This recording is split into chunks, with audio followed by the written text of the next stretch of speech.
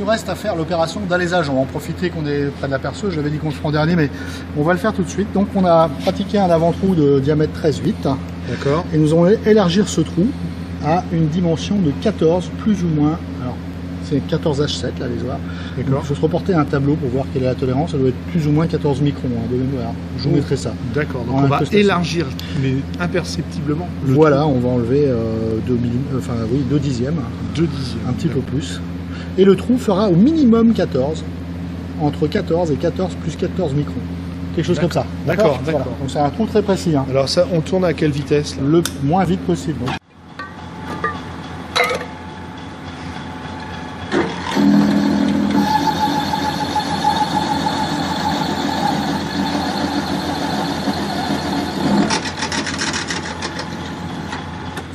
Réaliser l'opération de chambrage maintenant. Il nous reste le chambrage et puis des fraisurages de finition.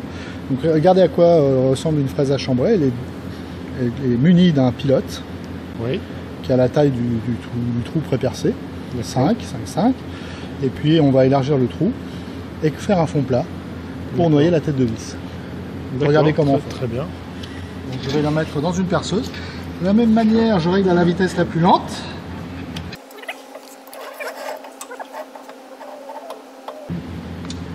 Je vais prendre une petite vis. Déjà, il faut régler elle est à côté. Il faut régler la hauteur, enfin Alors, on peut la butée.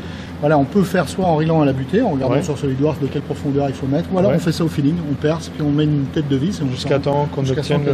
D'accord. Je vérifie. On dépasse encore un peu.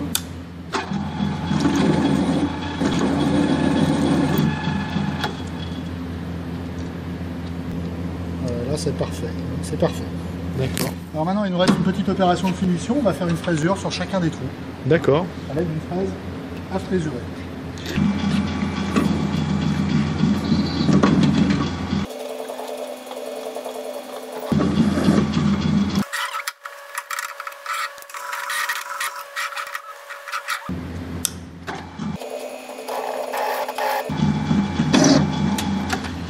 Alors, vous m'aviez parlé d'un appareil pour vérifier l'alésage.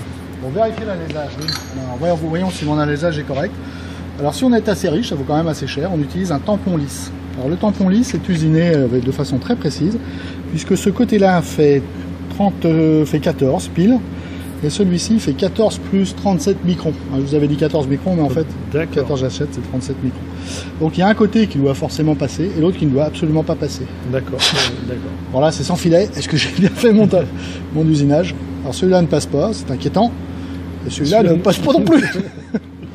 Donc je vais être obligé de repasser un petit coup d'alésoir. Ouais, d'accord. D'accord. Je vais refaire ça.